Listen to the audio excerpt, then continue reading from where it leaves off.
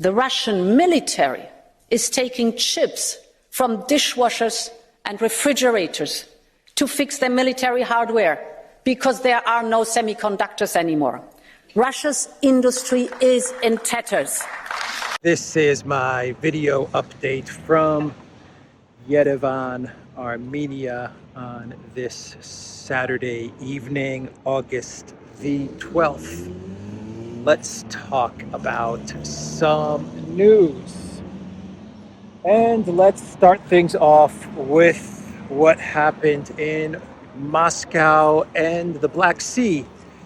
This morning we had 29, according to the Russian Ministry of Defense, 29 drone attempts by the Ukraine military to hit Moscow and the Kerch Bridge. 29 drone strike attempts. That's what we had this morning. And one of the drones was aimed at Vnukovo Airport, which is where I flew out of. And the drone was not successful in hitting the airport, but it did cause a couple of hours delay. So a minor inconvenience, but according to the Russian Ministry of Defense, all 29 drones launched in one day from the Ukraine military were destroyed. Now, we have an article from The Guardian. Let's walk that way. We have an article from The Guardian which explains Kiev's drone strategy. And the title from The Guardian is Kiev's drone strikes on Moscow means Kremlin's war can't be ignored by Russians. That is the article from The Guardian, and it gives two reasons for the drone strikes targeting Moscow and also targeting Crimea, the Black Sea, and the Kerch Bridge. And the first reason for this Ukraine military drone strategy is so that it can distract away from the troubles of the Ukraine military in the big counteroffensive. That is the first reason why Ukraine is launching this drone attack strategy towards Moscow and towards the Black Sea. And the second reason for the drone attack strategy is so that the Ukraine military, the Elensky regime, the collective West, they can create panic in Russia. Panic and fear, according to The Guardian. And the thinking is that this panic and fear will eventually lead to some sort of palace intrigue inside the Kremlin, or perhaps people will be upset with the Putin government and will get out onto the streets, and they will either call on Putin to capitulate or for a change in government. That is the drone strategy, according to The Guardian, and it's the Ukraine drone attack strategy that we've been talking about on this channel for the past couple of weeks.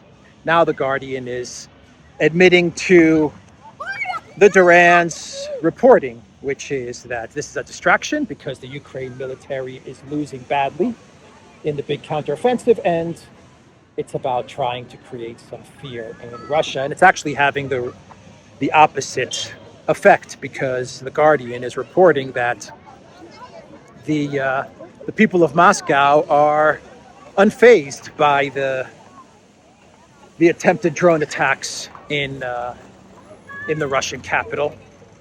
Are they concerned? Yeah, they're concerned. But are they afraid? Are they panicking? According to The Guardian, nope. And it's just going to harden the Russian people's stance with regards to the conflict that is being waged with Ukraine and the collective West, with the Ukraine proxy and the collective West. So that is The Guardian. And the Ukraine military is struggling in their attempts to reach the first lines of defense in their big counteroffensive. There's heavy fighting going on in the town, the area of Rabatino. And yesterday, the Ukraine military, they launched a big strike towards Rabatino in an attempt to take this town, this area. And the strike, the attempt to take Rabatino was a big failure. And the Ukraine military, they suffered heavy losses. And all of this so that the Ukraine military can get close to the first lines of defense of the Russian military. And if and when the Ukraine military reaches the first line of Russian defense, that's when the real heavy, hard fighting for Ukraine begins. So right now, all of these losses in men and equipment are happening in this gray area, in this security zone. And the real troubles for Ukraine will actually begin if they ever make it to the first line of defense. So the counteroffensive is, with each passing day, is turning out to be a bigger and bigger disaster for the Elensky regime, and that is why they resort to these types of drone strikes. So I just got in to Yerevan. I came here to the center and I'm going to search for some food. I'm going to try to do a quick video, but I have no idea where I'm going. The kids are being kids. They're having a good time playing in the fountain because it is very, very hot this evening in Yerevan.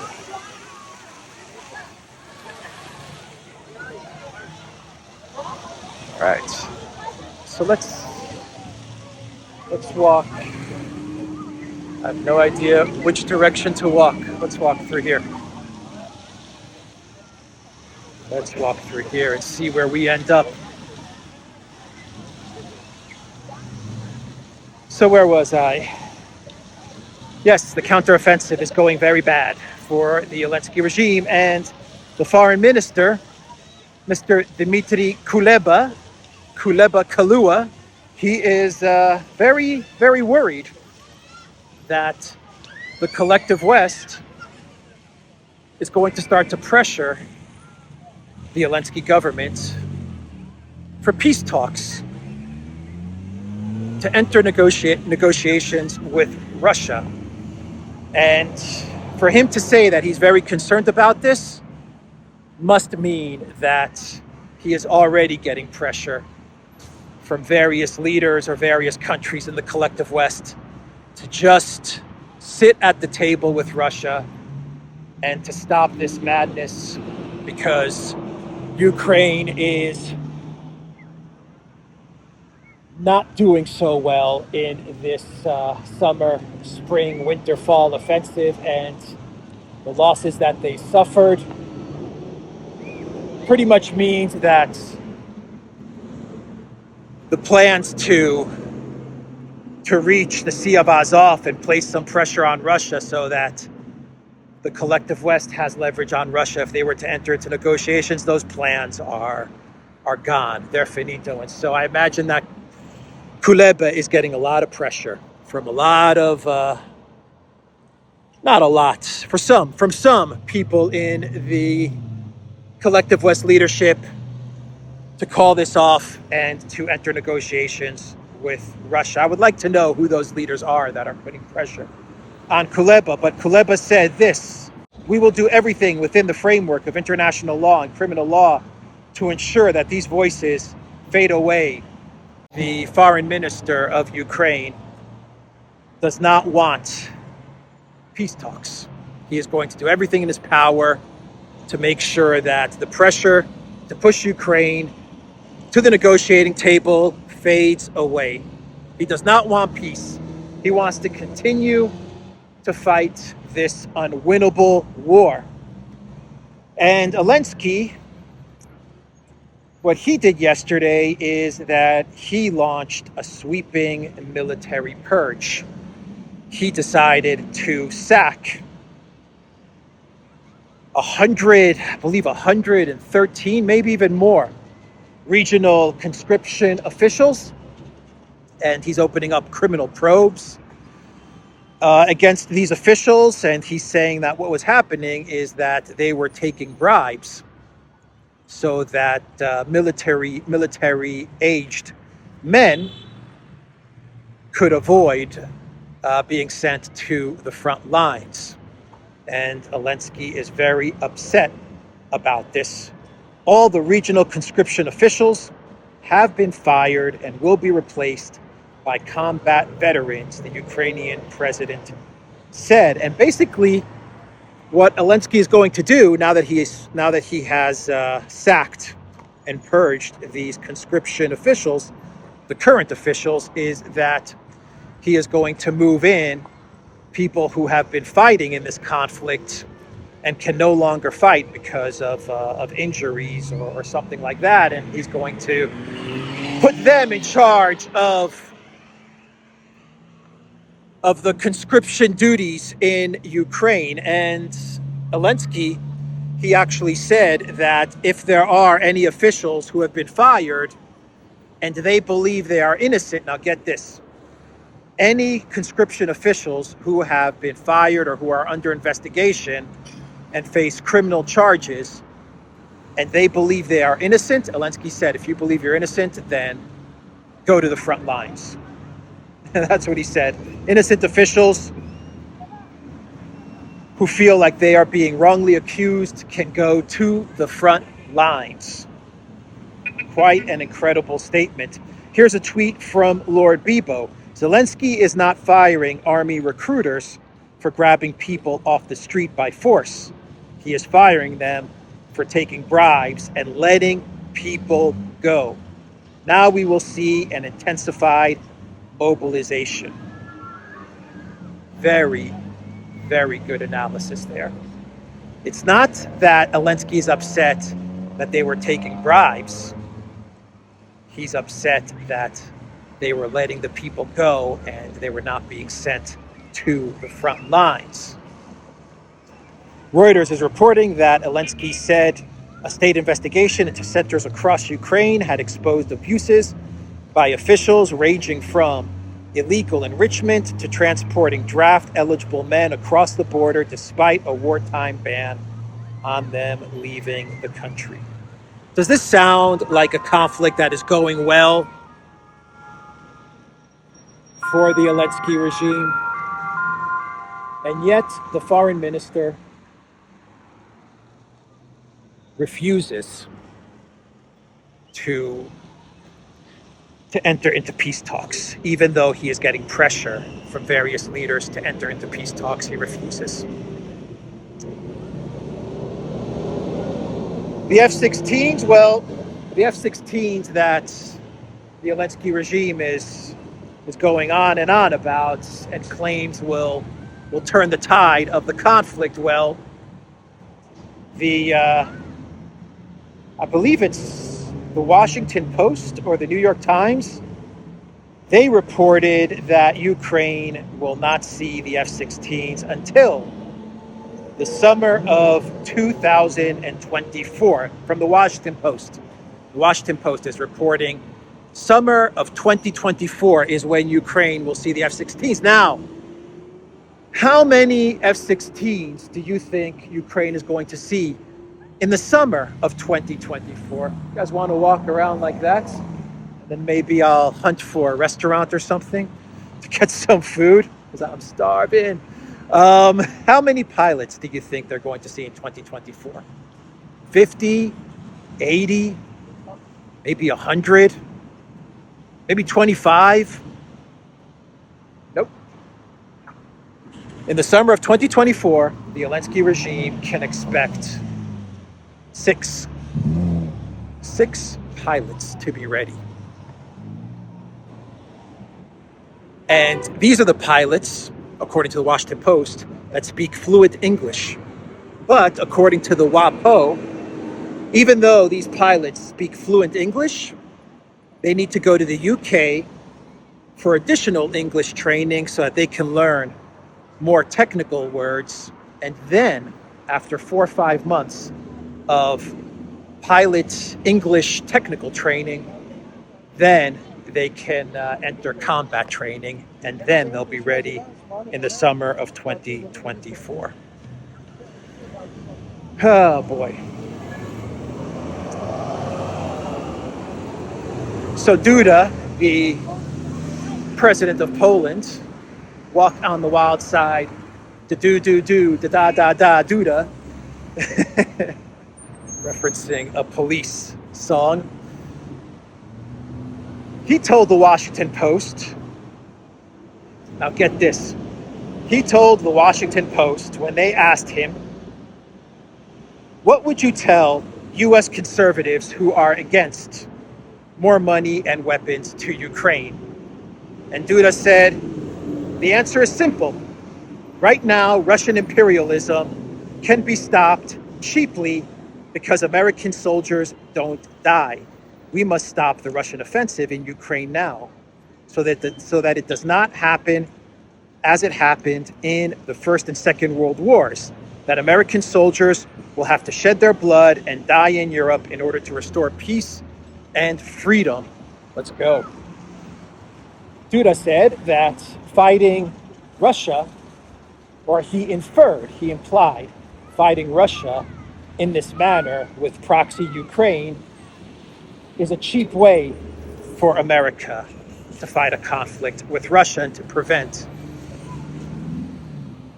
Russian imperialism, according to Duda. And when Duda says Russian imperialism, and when he says that Russia wants to recreate the empire, you can bet that Duda is projecting. And what he really means is that Poland wants to grab Lvov and wants to recreate the Polish-Lithuanian empire. That's what he means when he's talking about Russian imperialism. But Duda, by saying this is a cheap way, that's a quote, this is a cheap way to stop Russian imperialism. What Duda is strategizing is this.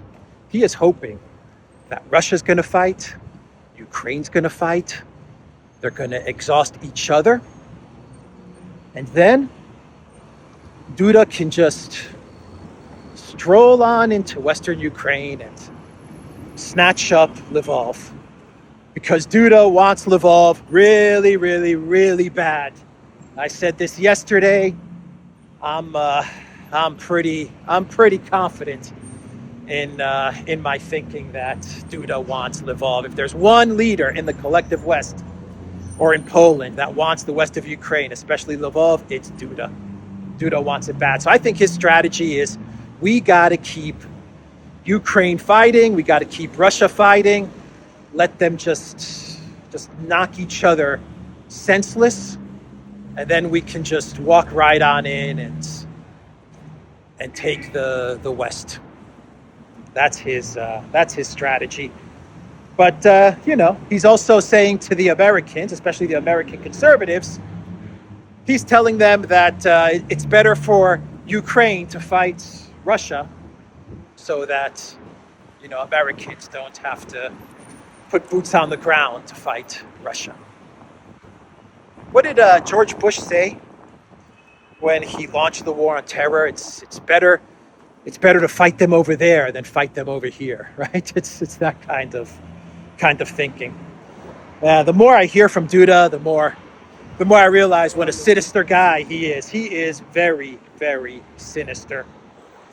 So that's Andrzej Duda. Quite a shocking statement, I must admit. And before we do a clown world, let's just talk very, very quickly about the special counsel for Hunter Biden. a special counsel yesterday was announced by Merrick Garland, and the special counsel is, what's the guy's name? David Weiss. He is going to be the special counsel to investigate Hunter Biden. Now, the interesting part about David Weiss is that he is a U.S. attorney, I believe, in Delaware. So the Bidens are from Delaware, and you're going to have a Delaware attorney investigating the Bidens. Okay, and I believe he was the guy that put together Hunter Biden's sweetheart plea deal that eventually fell apart, where Hunter was going to, I think he was going to plead guilty to the tax evasion and the gun possession, and then he was going to get like blanket immunity for life, for everything. He was going to be immune to prosecution for anything and everything for life. And that was put together, I think it was put together by this guy. I could be wrong about that, but the name David Weiss, it sounds familiar. Anyway, here's a tweet from Byron York. Does it seem somewhat strange that Garland appointed the guy who approved the sweetheart deal with Hunter Biden to now be the special counsel for Hunter Biden? Yeah, there it is. That's the guy. That's the guy. He was putting together the sweetheart deal, and now he's going to be the special counsel for Hunter. Incredible stuff. Incredible. And from Benjamin Weingarten, here's a tweet. How can AG Merrick Garland tab USA David Weiss to be special counsel while Weiss retains his position as USA? The law says the special counsel shall be selected from outside the United States government. So I'm not an expert. I'll defer to Alexander's analysis, but I'll most definitely defer to Robert Barnes's analysis on this. But, you know, this sounds like some very, very suspect stuff is going on. This sounds like this whole thing is rigged. That's what it sounds like. And there are reports, actually from CBS News, which is odd, but there are reports which claim that the DOJ, let me move away from the music. I hear the music. I have to go in the other direction. There are reports that the DOJ, they actually appointed a special counsel, David Weiss, so that they could accomplish two things. The first thing is that by appointing a special counsel, you stop or slow down Congress's investigation of the Bidens. And from what I understand, this David Weiss guy might have been called to testify to Congress because he was involved in the Hunter plea deal. And so Congress may have called him to testify. And now because he's special counsel, at least what I read is that Congress can't call this guy to testify now, or they're going to have difficulty to call him to testify. I don't know, something like that. Anyway, this thing sounds like it's a setup. This thing sounds like it's rigged. Boy, does the deep state go out of its way to protect the Bidens. I mean, they really, really love the Bidens. They're willing to destroy the entire United States in order to protect the Bidens. It's pretty incredible. Oh, wow. An interesting development there. And I have no idea where I am. Somebody in Yerevan help me out. It seems like I've walked all the way to the highway. So I've got to turn back. I've got to find some food. And as I'm walking back, oh boy, as I'm walking back, let's do a clown world. We'll go back to the main square, Republic Square, bunch of restaurants there. So let's see. Clown world. The Wall Street Journal, they reported yesterday that the Biden White House has been pressuring Egypt to hand over weapons and money to Ukraine, because Ukraine is in desperate need of weapons and money. Well, Elensky's always in need of money. Egypt, maybe you have a couple $1 billion. Give me. I buy home in Cairo. Anyway, the Wall Street Journal, they're reporting that the Biden White House is very upset with Egypt because Egypt is taking a neutral stance with regards to Russia and the conflict in Ukraine, and they want Egypt to start sending weapons and money to the Elensky regime. And the Elensky regime is in desperate need of weapons. Desperate need of weapons. And Egypt, they told the Biden White House, nope, not gonna happen. That is what Egypt told the Biden White House. This is the same approach that the Biden White House used with Pakistan. They were pressuring the Pakistan officials, military officials, government officials to hand over weapons and money to Ukraine. They saw Imran Khan as an obstacle to getting Pakistan to hand over weapons to Ukraine. And so what did the Biden White House do? It got rid of Imran Khan. I reported on this 2 days ago. So the same exact approach with Pakistan, they're using it with Egypt. But this time Egypt said, no, we're not going to change our neutral stance. We don't want to be involved in this. And we're not going to send weapons to the Elensky regime. And there's going to be no home in Cairo for Elensky. Anyway, why am I saying this? Because Ukraine is in need of weapons, right? Really, really in need of weapons. And then we have, I'm a little slow this evening. I'm very, very slow. We'll get through this video. Let's see. So, Business Insider, they ran an article and they claim that Ukraine has captured so many weapons that Russia is competing with Western countries to supply it with arms, according to a Ukrainian colonel. And they are taking this information from the German publication Deutsche Welle. And this colonel, Alexander Saruba, said that Russia is competing with Western countries to supply weapons to Ukraine.